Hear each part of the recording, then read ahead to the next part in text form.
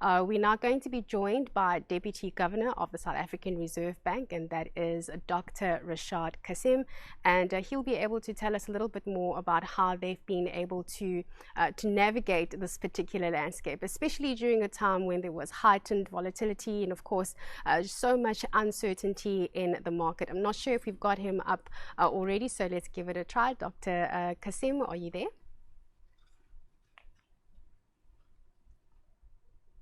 Good morning to me. Can you hear me clearly? Absolutely, can hear you loud and clear. Dr. Cassim, thank you so much for making the time to join us this morning. Just before we get into our discussion, perhaps just to give us a lay of the land, we've just been speaking to one of the portfolio managers here who was telling us about some of their interventions that the South African Reserve Bank embarked on. Perhaps you can give us some color around what you did at the time. What was your thinking behind it? Maybe some of the things that did surprise you around, managing or navigating the COVID pandemic, just before we get into our Q&A session. Thank you very much. To me, a few minutes on a few quick things.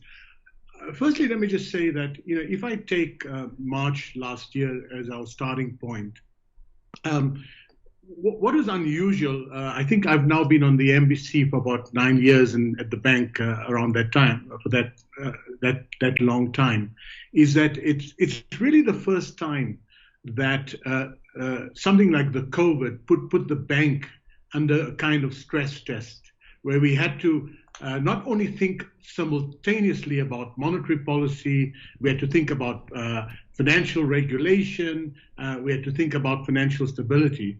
And in fact, the irony of it all is that when we did this quite significant decrease in interest rates at the beginning of the COVID crisis, it was almost trivial to the markets. The markets were more concerned about liquidity and what we're seeing in bid-ask spreads and so on. So for the first time, the COVID presented a challenge where we had to reduce interest rates, we had to intervene in ensuring market functioning, and on top of that, we had to provide some capital relief in the banking sector. So it was that suite of interventions and policies were the platform against which one should kind of see what has subsequently been happening in the economy and the role of the SARB. Now, the one thing that I think is quite important is that when many central banks in advanced countries began to deploy in a kind of on steroids, in a sense, their balance sheets, we had something that the advanced countries don't have, and that is we're not at the zero lower bound. And the economics of it all is that at the end of the day, using your balance sheet to stimulate the economy is not as effective as using interest rates. But if your interest rates are at the zero lower bound, you have to use the balance sheet. But there are all sorts of risks associated with using the balance sheet. So South Africa, because we don't have a deflation problem, we began the crisis at, depending on which date you use, 625 basis points or 650, and we could actually use our interest rate policy to begin stimulating the economy in a way that many advanced countries could not do. So that was an important part of it. As you know, we started off at 625 basis points, and now we've come to 350 basis points, and that was one important element. The second important element of our response to the crisis is that, there is a saying that, central banks are a deal of last resort. But I would say that, they're kind of almost market make of last resort.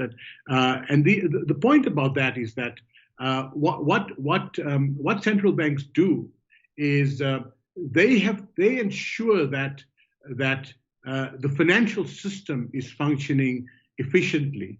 and ensure this by intervening through our kind of liquidity programs and so on, buying bonds if necessary, because not because the reason for the intervention is purely there's some exogenous, some external shock that is affecting the markets, not because there's something internally in the system. We can't fix structural problems internally in the system. So that was the second part of it.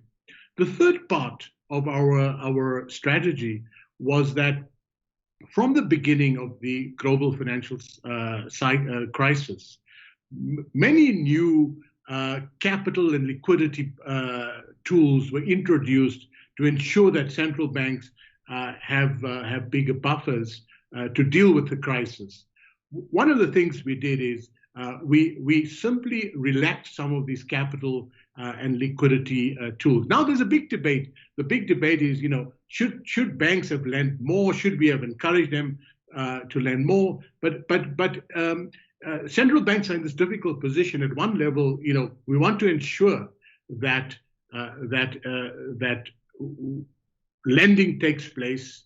At another level, we want to also ensure that the banks remain resilient and shouldn't lend recklessly. So that's the kind of balancing act that we have to do as regulators. So, by and large, those were the three elements. Fast forward, we had our last MPC meeting, and at least in the last two MPC meetings, there was some unanimity that we still believe we're highly accommodative where we are, given our inflation outlook, and at this stage, we still, at 350 basis points. The last statement basically drew a picture of an economy that still remains far from its potential, but also, sees some elements of some upside risk to inflation that we could worry about.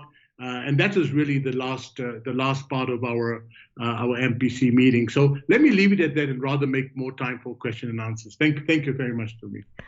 Thank you so much, Rashad. I'd just actually like to delve deeper into the financial stability report. As you know, the South African Reserve Bank did publish this last week, Thursday. And what was interesting is that there were about three key points that I picked up that I thought were quite important. Firstly, what the South African Reserve Bank, based on the report, thought were areas or risks to financial stability. First were the COVID-19 flare-ups. Secondly was the rapid or the tightening of financial conditions. And thirdly, the high and rising government debt. So maybe if we can just break that up, let's maybe start with the COVID-19 flare-up. So we are well aware, we have actually lived the near-term impacts of COVID-19. But in your assessment, what do you think there are some of the longer-term structural, impacts that are likely to remain even after this disease has been contained? Yeah, look, I think that one of the issues around COVID-19 that many central banks were grappling with is, do you think of it as a supply side constraint or a demand side problem, and in so doing, that could determine how you go about thinking about stimulus to the economy. So the first thing we realized is, in the way monetary policy works, and I'll come to the financial stability element. In the way monetary policy works is that you reduce interest rates. Many of us, like you and I, are borrowers. Our kind of interest rates are floating. So when the interest rate reduced, our monthly repayments go down. Either we save more or we spend more. And so one of the ideas of monetary policy is that it's kind of meant to stimulate aggregate demand.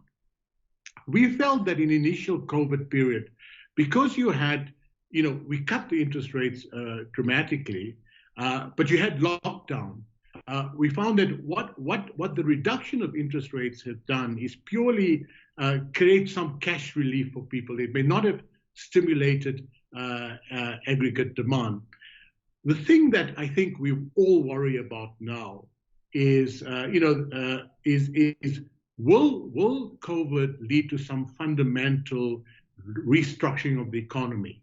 So, for example, we all know that, that computer-based services, technology-based services are thriving, but we know that, that there'll be permanent income loss in some parts of the economy. Needless to say, hotel, accommodation, tourism, and so social contact industries. So I think the real challenge for us is to what extent are you seeing this reallocation away from some of these social contact industries, because the virus is persisting much longer than we had anticipated.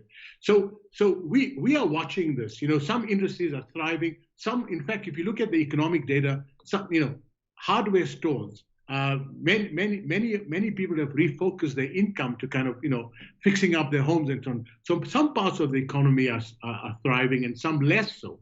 Now there will be a build-up pent-up demand for tourism, but in the process there may be many casualties. You may find firms who would have closed, new firms that have come up, and so that's the one element of how we think about COVID-19 economics. But I think that the financial condition side that we talk about and the debt side is in the financial stability report.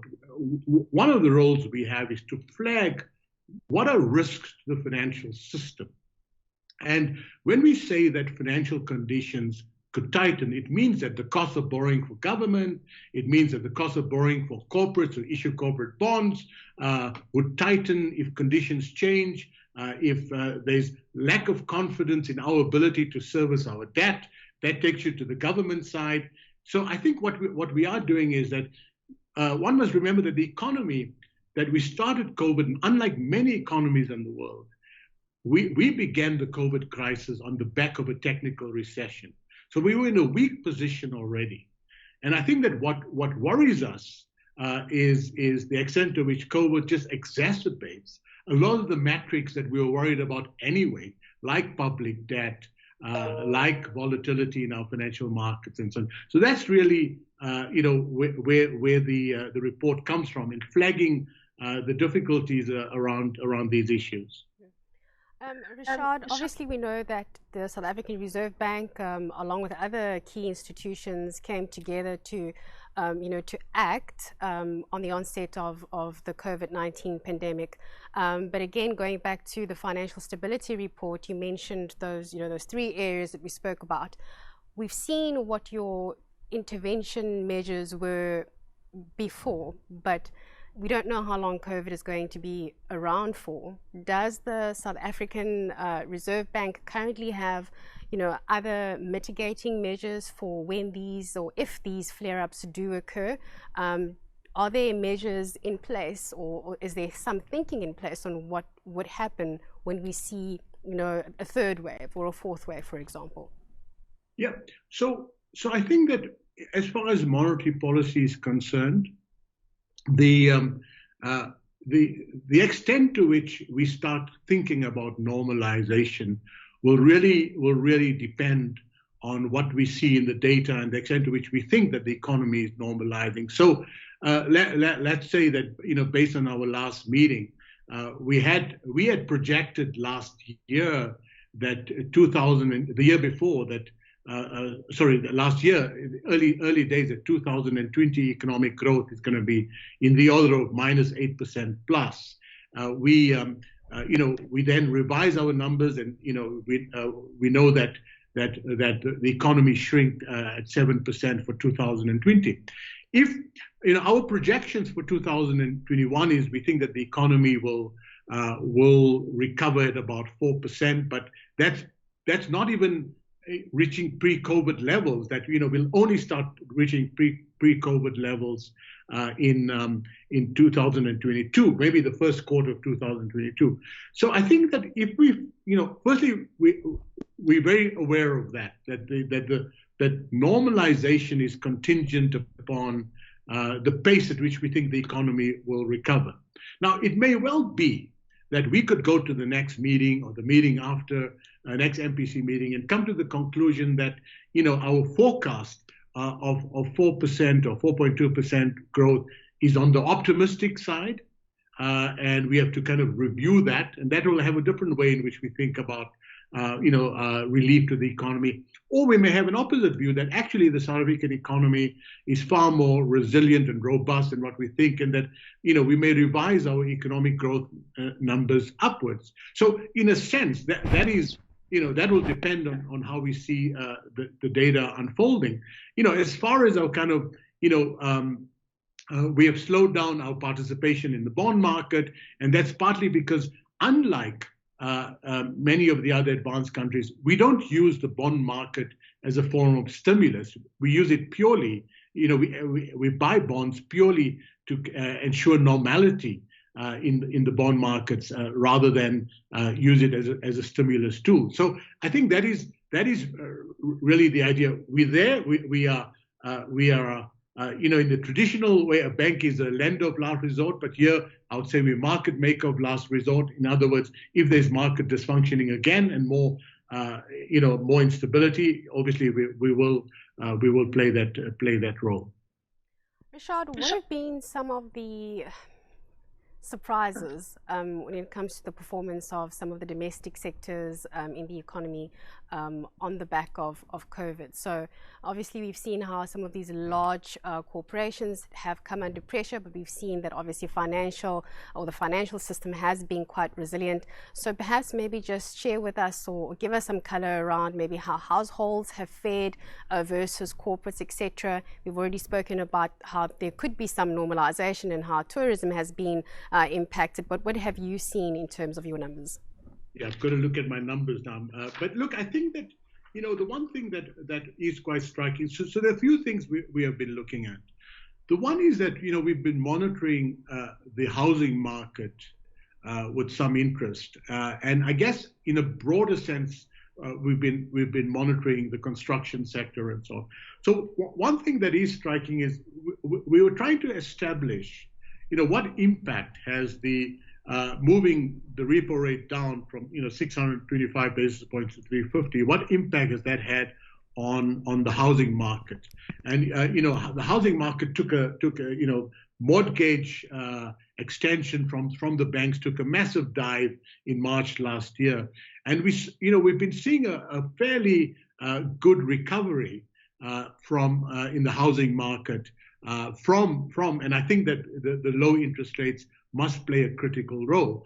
But obviously those low interest rates has to be juxtaposed with the income loss that people who have lost their jobs, because there have been massive unemployment retrenchments as a result of COVID. So it may be that we may reach a point where, despite the low interest rates, the income loss has been so significant that the interest rates have played some role in reviving the housing market, but that may not be that sustainable. So I think that's one area certainly where we are watching closely. We're seeing, we know that the housing market is not out of the woods, but we see some recovery. Slow house prices pick up, at least in the residential side, but certainly not in the corporate side. I mean, the other sectors, broadly, I think that as I mentioned, we're surprised at some of the recovery in some of the consumer durables because people are allocating their income or their discretionary spending away from other parts of the economy. But by and large, if you compare 2020, and we use a metric compensation or remuneration of wages. If you look at the total compensation in the economy from 2019 to 2020, in nominal terms, there was a slight decline. So it's very unusual. Even when the economy in real terms decline, it's very unusual to have a nominal decline. So we had this decline in compensation. And I guess the question for us is, which means that not only do we have a nominal decline in our collective income as households, we've also had a more serious real decline. And we think that compensation is evidence that compensation is rebounding, and it's bouncing back to 2019 numbers, and it may be that it may bounce back quicker than what we expect. Obviously, the biggest surprise, or not surprise to us, is we're experiencing a terms of trade increase. Some commodity prices have picked up. That is just what we need. Maybe some divine intervention that we needed now, and that really is helping boost the economy a bit more. That certainly is a welcomed outcome. When you do speak about that commodities boom that we've seen. Rashad, maybe I'd like to just touch on one of the other points in terms of tightening, or the rapid tightening of financial conditions. We do know that currently, and as you've already stated, that monetary policy is still very accommodative. But I think what has been interesting is that we have seen some of our emerging market counterparts already seem to be tightening, or maybe in a tightening cycle. So your likes of Brazil, likes of Turkey. I mean, how do we compare, or is it just a fact of that they are in just a very different place, whereas the rest of the world seems to be easing, they are clearly tightening? Yeah, a really important question to me. I mean, I think that there are few issues to this. The one is, when you look at the specific case studies of the different countries, you have to look at, how significant was their loosening. Maybe they felt that they began loosening too much, and now it was time to reverse it. Whereas in other cases, we may have felt that we were more kind of appropriate for the time. We were not too tight, we were not too loose. But I think that the other important element of it is that in many of those countries, they are breaching their inflation targets.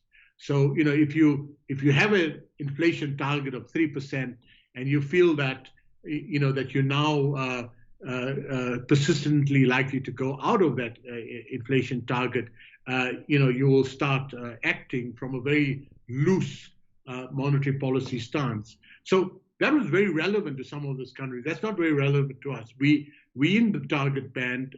We are at the midpoint, more or less at the midpoint of the target. So our decision to go the route of some of the other countries, other emerging markets, will depend on whether we think we are persistently going above the midpoint of the target. We'll have to look at what happens with inflation expectations. We'll have to look at second round effects from electricity, oil, and some of the food and so on. So that is the one big difference. The other big, the financial conditions is not a very intuitive concept. And when you talk of looser or tightening financial conditions, the number of elements to it. The one is, what is the cost of borrowing for a household whose loan is pegged to the short-term interest rate, the repo rate? Another aspect of financial conditions is what happens to a range of interest rates in the economy, whether you're talking of the long-term 10-year yield and so on. And I think that one area that many emerging markets are concerned about is the extent to which you can have, with better growth prospects in the advanced countries, is the extent to which you're going to see the yield curves, the 10-year yields, particularly in our case, it's maybe relevant to government and maybe some corporates, is will the yield curve go up, and that would make it more expensive to borrow. So that's the other element to it, and I think some of these countries are taking that into consideration. We're monitoring that very closely to assess what would the risks be to ask if there's capital outflows away from the country, and we see financial conditions tightening. I assume that obviously global factors, as you mentioned, there are a host of factors that contribute to either loosening or tightening. The global factors will play a role here, and then I'll just maybe shift our focus to the US, where it seems that investors are almost pricing in that we will have a very robust recovery there. in terms of what we've seen with the US Federal Reserve, they've said that when inflation does start to pick up, it will be transitory. This big debate in the market currently, Rashad, do you think that the US Federal Reserve is being complacent? Maybe this is not just transitory, or is there reason to really be concerned? Well, it's hard for me to to give a very insightful view of where whether they're complacent or not. I guess what I look at is the kind of there are two parts to the debate. The one is that the Fed does have a new monetary policy framework, and an important part of the monetary policy framework is that it bridges its inflation target of implicit inflation target of 2% for a while, but at the end of the day, it's the average that matters. I think that the real issue is whether the last two inflation numbers are going to be persistent or not.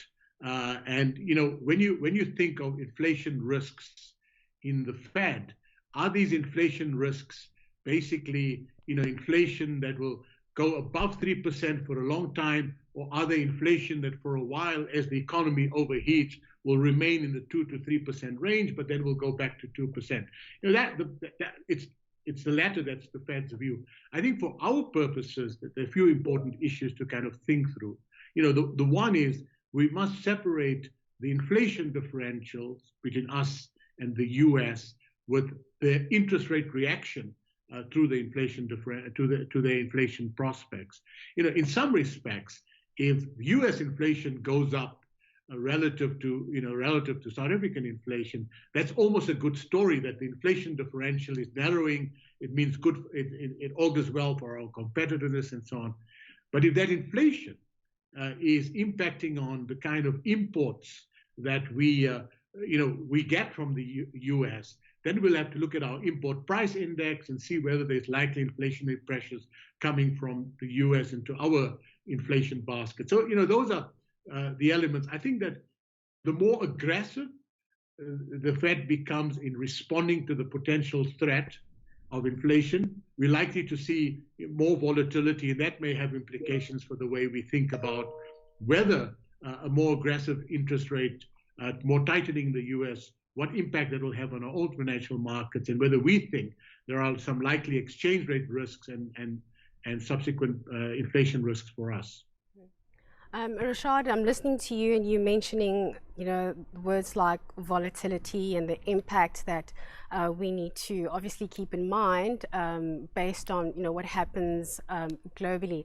I think what I'm trying to get at in terms of my question is, given the fact that non-resident capital inflows into South Africa over the past, say, 2 years has been quite muted, if we were to experience a shock in terms of outflows out of South Africa, do you think the fact that we've had muted inflows, does that cushion us versus other emerging markets who may have had more robust inflows?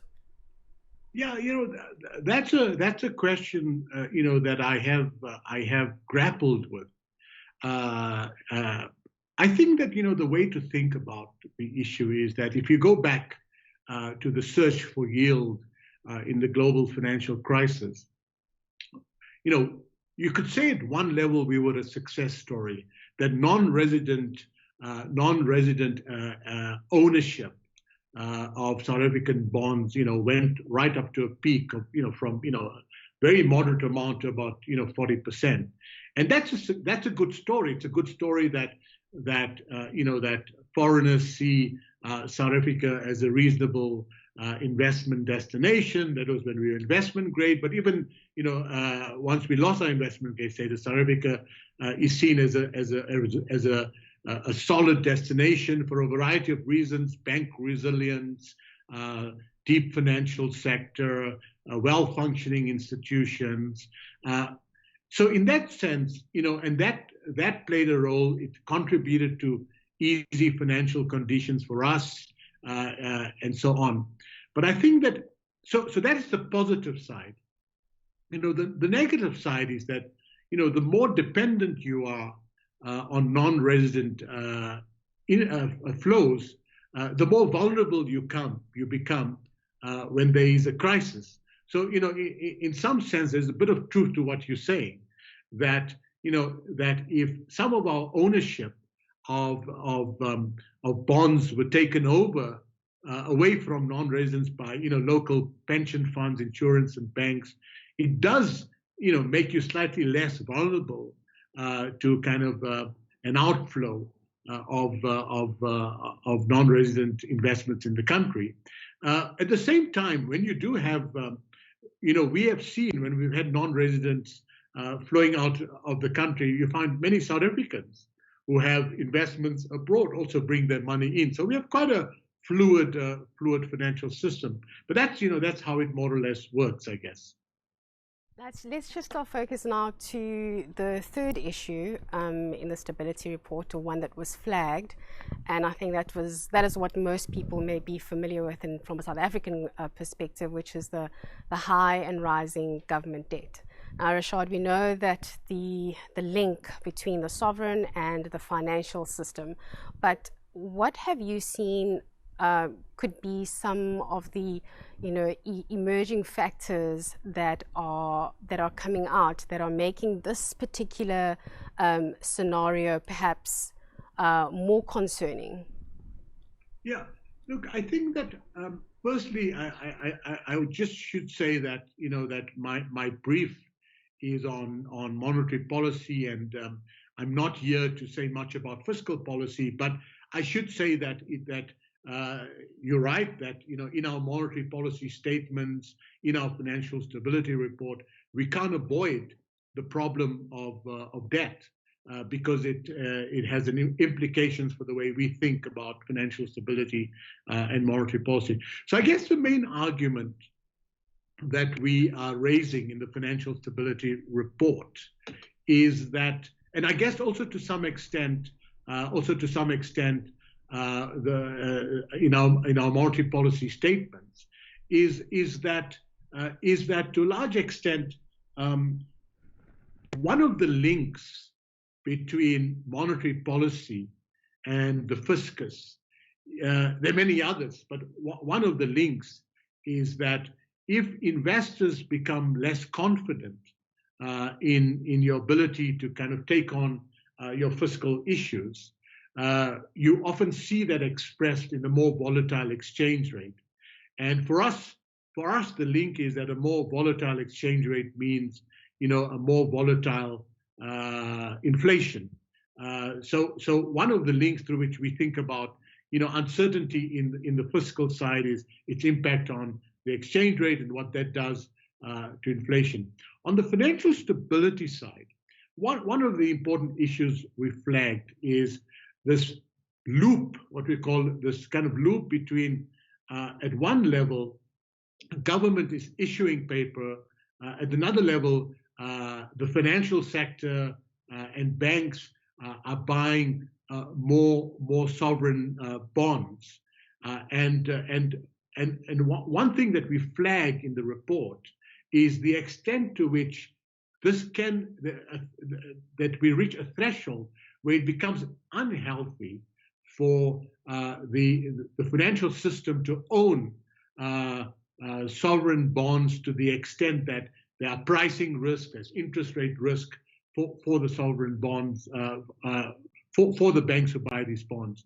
And once you have that, because at the end of the day, banks bail out, the sovereign has to bail out a systemic bank if a systemic bank is in a crisis. So the whole idea is that if you have this loop between, more ownership of sovereign bonds and you're worried about interest rate risk with sovereign bonds, there is a potential financial stability risk. We don't see it as a risk now, but we flag it as a potential risk, and that that banks and the financial system just have to be more aware in their own portfolio of what they own or not, about what implications this may have. Rashad, you've correctly said that obviously your area of focus is not, government policy. You're going to be looking at monetary policy, but this unsustainable debt that we speak of, I suppose it would be better for macroeconomic resilience if you weren't focusing on stabilizing debt, but actually reducing it. So South Africa has been in a position to do this. We have done it before for 11 consecutive years. I think between 1998 and 2008, we were able to do that. But that meant that we needed to have a primary surplus of, that exceeded 1.5% of GDP. In your assessment, based on where we are right now, is this something that is plausible? Is this something that is doable for, given where we are? Yeah, look, to me, I'm in really no position to answer that. What I can say is that given what we know about commodity prices at the moment, given what we know about whether we think this would be sustainable or not, if it's more sustainable, and some pleasant surprise from the economy, we're able to, if nominal GDP grows at a faster pace than what we project, and if revenue improves, then I think that we obviously in a much better position. And I think that I would leave that question to the Treasury types to get into, what the exact primary deficit or primary surplus we need really to kind of stabilize debt first and then make sure debt goes down. And let's shift tack on something that I'm hoping that you'll be able to share some insights on.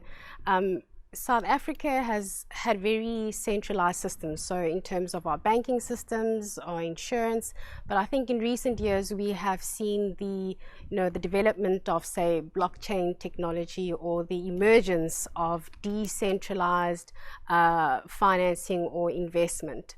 Would this evolution or emergence of decentralization change the way in which monetary policy is implemented, and would this be a legitimate threat? And if that's the case, would this have a knock-on effect on the financial services industry in general?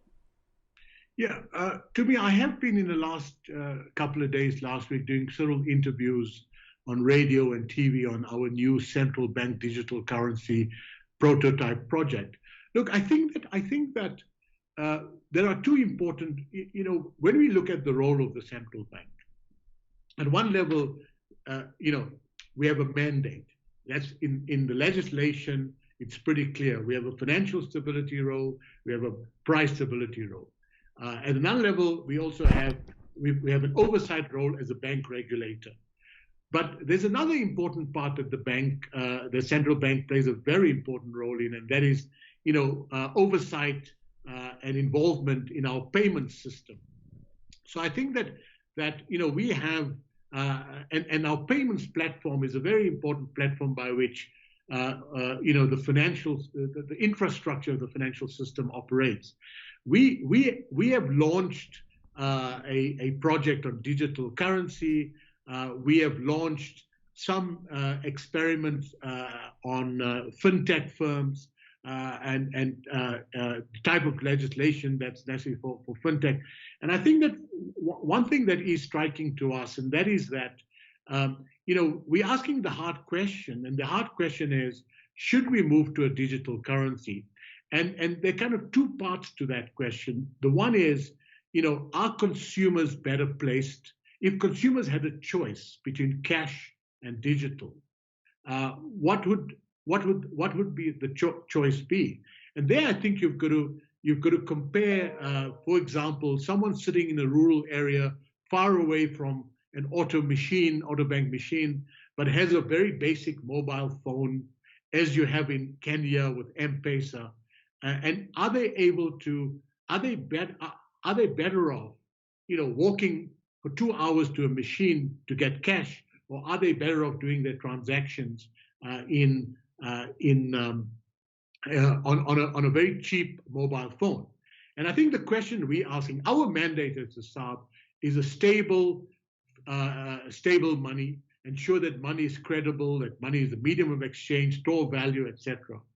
But at the same time, we have to embrace technology and ask whether technology, like distributed ledger technology, like blockchain, will make the financial system more efficient, will make people's access to money more less costly, and also promote financial inclusion. So I think that our motivation for this is really that, but it's early days.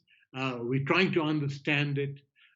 We have all sorts of projects and in incubation that looks at different ways in which we think we could utilize technology. We've had few projects using distributed ledger technology. We think that it's partly a solution, but it will require many more things to be in place before you can actually use it on a full scale.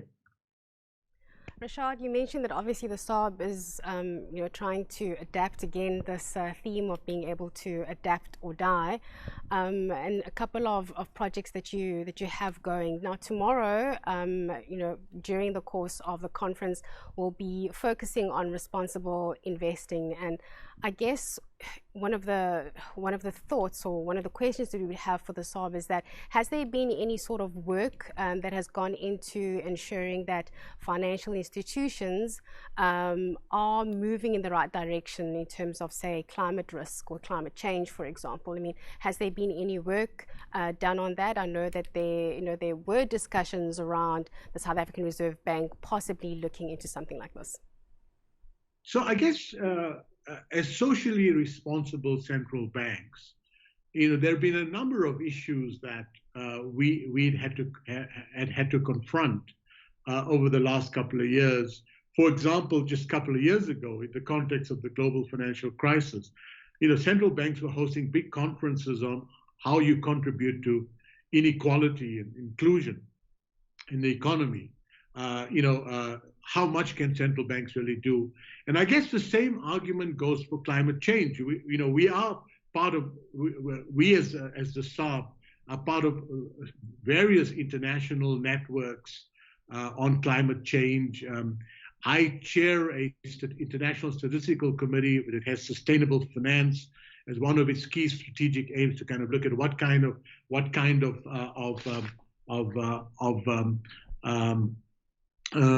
data you need. But I think that if you look at our financial stability report, there are a few issues that we flag as financial stability risks. The one is that we think that financial stability is very important in some contexts, particularly in the insurance industry, as we see more financial upheaval. So that's an area we're looking at. What if droughts become more frequent and so on? Another important area is central banks are becoming asset biased themselves because they manage reserves. There's exploration of how what does green finance mean, and what are the kind of initiatives we should be taking. In the financial stability space, we do stress tests. Many central banks are looking at climate risk stress tests. Those are areas we're going to explore. But it's early days. We want to understand it better. It's an important area. We haven't quite figured out what exactly are the right tools that central banks can use, at what level of maturity and so on. Yeah. Certainly an important area, and that is one that, as you mentioned, we will be focusing on tomorrow. Rashad, we're coming up to the end of our discussion, but before I let you go, I'd really like to get into your mind and just maybe understand what keeps you awake at night. What are some of your concerns? You're in a position where you are involved in influencing policy, and we are trying to navigate during these unprecedented times. What are some of the risks you think could derail all the work that the central bank has put into place? Let's get your thoughts on that. Yeah, look, I think that the thing that does keep me awake at night is that for the last 9 years or so that I've been on the Monetary Policy Committee, is that it's very rare that I've had to face a situation that we're reducing interest rates because the economy is overheating, because economic growth is so robust that the economy is overheating, that it has been always, applying interest rates increases in the context of a declining economic growth. It comes from supply shocks. It comes from, all sorts of second round effects and so on. So the first thing I should say is that, that the number one challenge we've been experiencing as a Monetary Policy Committee is that, the potential of this economy has declined over the last couple of years, and we have to take that as our starting point. That is why you find that in the early days of the financial crisis, almost every monetary policy statement, had two things. One is that there's limits to how much a central bank could do to kind of ignite growth in the economy, and that once you embark on many reforms, the central bank can complement that by getting growth moving. It's hard for the central bank. Central bank policies run out of steam if other parts of the economy are not functioning well.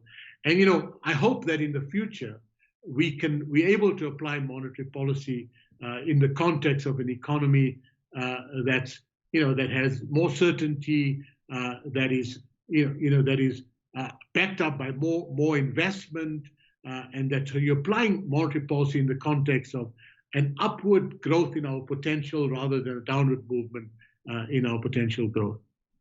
Rashad, thank you so much for making the time to join us this morning and sharing your insights with us. We really, really do appreciate it.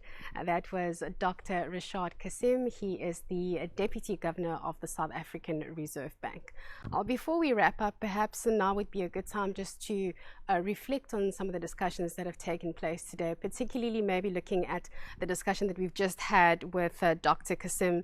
I think just in terms of where we are in South Africa, and the world, I suppose, is that we know that we are emerging from the recessions of 2020, although there are still very much some vulnerabilities in place. I think that was one of his closing thoughts where Dr. Cassim or Rashad mentioned that it's been an interesting time for them to have to do certain interventions, and monetary policy unfortunately does have its limitations. And I suppose another factor that came in during the course of today's discussions is that yes, we have seen that there has been some debt in South Africa's economy, and perhaps maybe there is some deleveraging that needs to take place, and particularly in the public sector. And perhaps maybe on a final note in terms of some of the thoughts that have come out is that the COVID-19 continues to be a very real concern and does have an impact on the financial stability or the functioning of the financial system as a whole. Hence the need for the rollout to be done as efficiently and as effectively as possible is all the more important. Everybody, I think we are almost at the end or at the top of the hour now. We just like to thank all our speakers today for sharing their insights. Of course, earlier on we had Sharika Salih, who she is a portfolio manager at Aquanta Asset Managers, and we have just finished our discussion with Dr. Rashaad Cassim, who is the Deputy Governor at the South African Reserve Bank.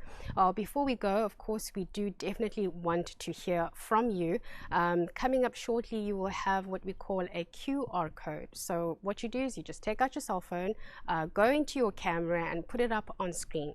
We want to know what we do well, what we're not doing well, and what we can do to improve. And of course, we certainly do want to hear from you. Tomorrow, we will continue the second day of the Treasurers Conference. Of course, as we mentioned, we are in our 10th year.